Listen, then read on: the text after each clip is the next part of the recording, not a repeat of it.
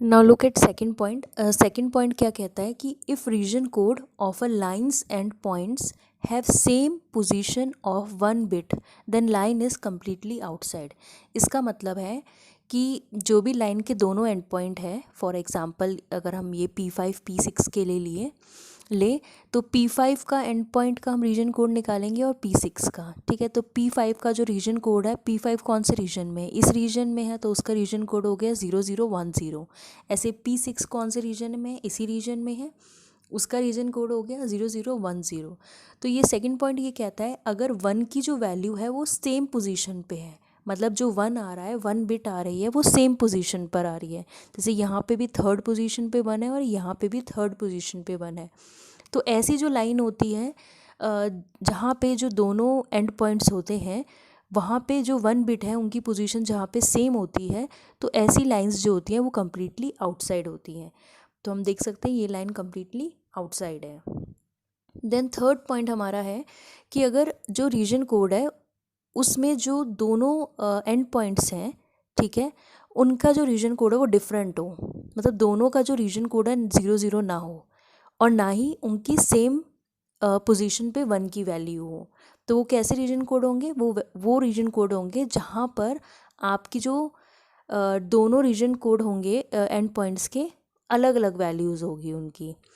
तो इस third point को पढ़ते हैं। If the region code of both the end points are not 00, दोनों एंड पॉइंट 00 ना हो, ठीक है, और दूसरी बात वो डिफरेंट हो, सेम ना हो, जैसे यहाँ पे सेम थे दोनों के रीजन कोड, तो यहाँ पे डिफरेंट हो। अगर ऐसे रीजन कोड है तो उनका हमें क्या करना है, हमें उनका एंड ऑपरेशन कैलकुलेट करना है, ठीक है। तो पहले एग्जांपल लेते हैं। सपोज हम P1 P2 लाइन के लिए कर रहे हैं, तो P1 कौन से रीजन में आ रहा है, इस रीजन में आ रहा है, तो P1 का रीजन कोड हो गया 0001, ठीक है। और P2 का क्या रीजन कोड हो गया 0000, ठीक है। तो अब यहाँ पे ये थर्ड पॉइंट में आता है क्योंकि ना तो दोनों का 00 है और ना ही दोनों का सेम पोजीशन पे वन की वैल्यू है। तो ये कौन से पॉइंट पे आएगा, थर्ड केस में आएगा जहाँ पे डिफरेंट कोड रीजन कोड है दोनों पॉइंट्स का। तो वह उस टाइम पे हमें क्या करना होता है, लॉजिकल एंड ऑपरेशन करेंगे। एंड में क्या होता है कि अगर जहाँ पे दोनों वैल्यू वन होगी वहाँ पे वैल्यू वन आती है, अदरवाइज एंड ऑपरेशन में ज़ीरो आ जाता है। अगर एक भी ज़ीरो है तो ऑपरेशन का आंसर होता है ज़ीरो। तो इसका जब एंड निकालेंगे तो हमें 0000 मिला। तो इसमें अगर and is not equals to zero, अगर ज़ीरो की वैल्यू, उसकी वैल्यू एंड ऑपरेशन की ज़ीरो नहीं आती है तो हमें रिजेक्ट करना है, और अगर ज़ीरो आती है इट मीन्स जो हमारी लाइन है वो पार्शियली क्लिप है, क्लिप्ड केस है, मीन्स वो इंटरसेक्टिंग लाइन है, ठीक है। अब इसे एक एग्जांपल से समझते हैं। एग्जांपल देखो यहाँ पे कुछ लाइंस दी हुई हैं, P1 P2 P3 P4 P5 P6 और P7 P8 और P9 P10। तो सबसे पहले हम लाइन लेते हैं P1 P2, ठीक है। तो यहाँ पे P1 का रीजन कोड पहले लिखेंगे, क्या है 0001, ठीक है। फिर P2 का रीजन कोड लिखेंगे 0000। अब ये कौन सा केस है, इस केस, यहाँ पे हमने तीन केस पढ़े थे। पहला नंबर वन केस था कि दोनों 00, तो वन तो नहीं है। सेकंड केस क्या कह रहा था, सेम पोजीशन पे वन हो, वो भी केस नहीं है। और थर्ड केस क्या कह रहा था कि दोनों का रीजन कोड डिफरेंट हो, तो ये थर्ड केस है जहाँ पे दोनों के रीजन कोड डिफरेंट है और वहाँ पे हमें क्या करना होता है, एंड ऑपरेशन करना होता है। तो इन दोनों का एंड करेंगे तो क्या आएगा, 00 का एंड 0, और ऐसे सब हर बिट का करेंगे हम, तो इस एंड ऑपरेशन की वैल्यू आई 000। तो ये हमारा कौन सा केस हो गया, पार्शियली क्लिप्ड केस हो गया। अब सेकंड एग्जांपल लेते हैं, P3 P4 लाइन को लो। अब P3 का रीजन कोड क्या है 0000 और P4 का रीजन कोड भी 0000। तो ये हमारा फर्स्ट केस हो गया जहाँ पे जब दोनों एंड पॉइंट्स का रीजन कोड 0000 होता है तो वो लाइन हमारी कौन सी होती है, कम्प्लीटली इनसाइड, या उसे विजिबल लाइन कहते हैं, ठीक है। ऐसे P5 P6 को लेते हैं। अब P5 का रीजन कोड 0010 और P6 का रीजन कोड 0010।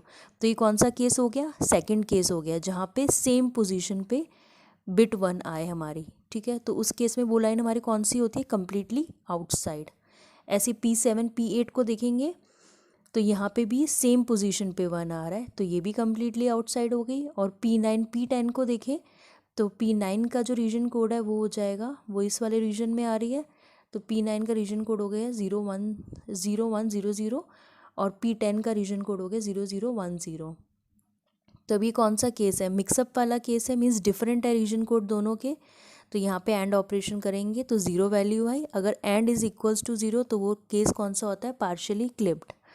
अब जब पार्शियली क्लिप्ड कर होता है कोई केस तो इट मीन्स कि वो इंटरसेक्ट करेगा। और हमें अब यहाँ पे देखो इसमें से कौन सा पार्शियली क्लिप वाला केस आया है हमारा, एक तो P1 P2 आया है और दूसरा हमारा P9 P10 आया है। तो इस केस में हम क्या करते हैं, इंटरसेक्टिंग पॉइंट निकालते हैं कि वो विंडो को किस पॉइंट पे इंटरसेक्ट कर रहा है। उसके लिए हम फॉर्मूला यूज़ करते हैं स्लोप इंटरसेप्ट मेथड। ये आप फॉर्मूला आपका नोन है, m is equals to y2 minus y1 divided by x2 minus x1। ठीक है, अब इसमें भी कैलकुलेट करने के लिए हम पहले फाइंड आउट करते हैं कि जो हमारी लाइन है वो कहाँ पर कट कर रही है।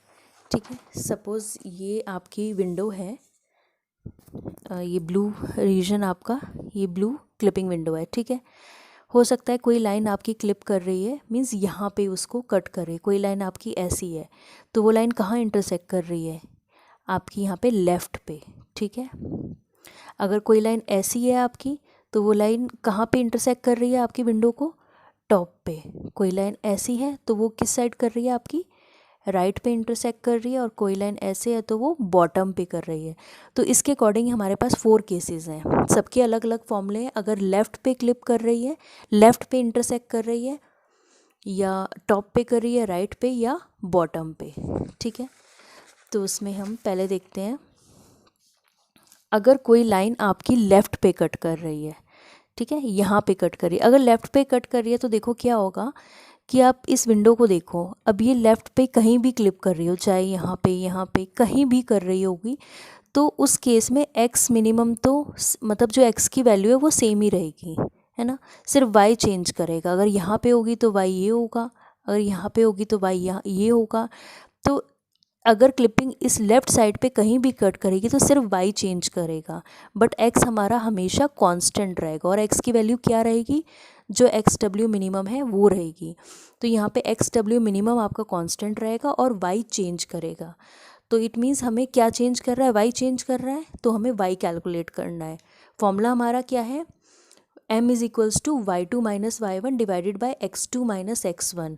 तो ये जो पॉइंट होगा, जो भी आपकी सपोज़ ये P1 है, P2 है, ठीक है, तो इससे हमें x1 y1 है, तो x1 y1 तो हमें मिल गया। अब हमें ये पॉइंट निकालना है कि कहाँ पे इंटरसेक्ट कर रही है, सपोज़ P1 डैश पे इंटरसेक्ट कर रही है, तो ये पॉइंट निकालना है।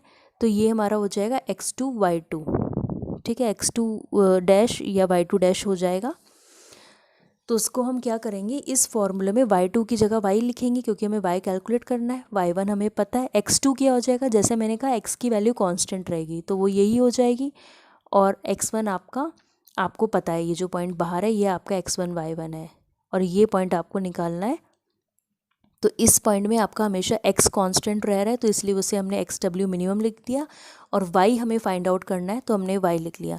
इस फॉर्मूले से हम y की वैल्यू यहाँ पे इसे मल्टीप्लाई कर देंगे और y कैलकुलेट कर लेंगे तो y की वैल्यू आ जाएगी हमारी यहाँ पे।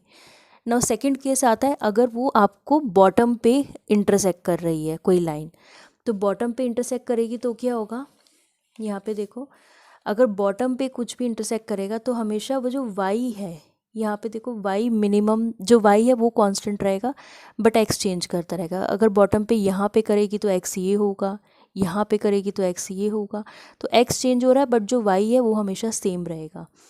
तो इस केस में क्या हो जाएगा कि y तो कांस्टेंट रहेगा हमारा, और वो किसके इक्वल होगा, y मिनिमम के, बट x चेंज करेगा। ठीक है, तो हम उसके लिए x फाइंड आउट करेंगे। तो इसी सेम फॉर्मूले में जो हमारा इंटरसेप्ट का फॉर्मूला है उसमें हम y2 की जगह तो रख देंगे, कांस्टेंट है इसलिए yw मिनिमम माइनस y1, और x हमारा चेंज हो रहा है तो x2 की जगह पे x रख देंगे क्योंकि x1 तो हमें पता है, और यहाँ से हम x की वैल्यू फाइंड आउट कर लेंगे। अब अगर कोई लाइन क्लिप कर रही है, इंटरसेक्ट कर रही है हमारी अब यहाँ पे राइट साइड पे, तो सिमिलरली तो क्या होगा, हमारा राइट पे क्लिक करिए तो यहाँ पे xw मैक्स होगा, x कांस्टेंट होगा इस पूरे में पर y चेंज करता रहेगा। तो x कांस्टेंट होगा हमारा और किसके इक्वल होगा, एक्स डब्ल्यू मैक्स के, और y चेंज करेगा। सिमिलरली फॉर्मूले में वैल्यू पुट करेंगे, y की वैल्यू निकल आएगी। और लास्ट है हमारा, अगर टॉप पे इंटरसेक्ट करेगा तो क्या होगा, टॉप पे करेगा तो इस टॉप पे क्या होगा, इस टॉप पे कहीं भी करे y की वैल्यू तो y मैक्स ही रहेगी, बट x चेंज होता रहेगा। तो यहाँ पे y की वैल्यू क्या होगी, हमेशा कांस्टेंट रहेगी, y मैक्स के इक्वल, और x चेंज करेगा। तो इसी फॉर्मूले में पुट करके हम x की वैल्यू फाइंड आउट कर लेंगे। तो ऐसे हम इंटरसेक्टिंग पॉइंट निकाल सकते हैं कि हमारी क्या x और y है, किस पॉइंट पे इंटरसेक्ट कर रहा है। Thank you.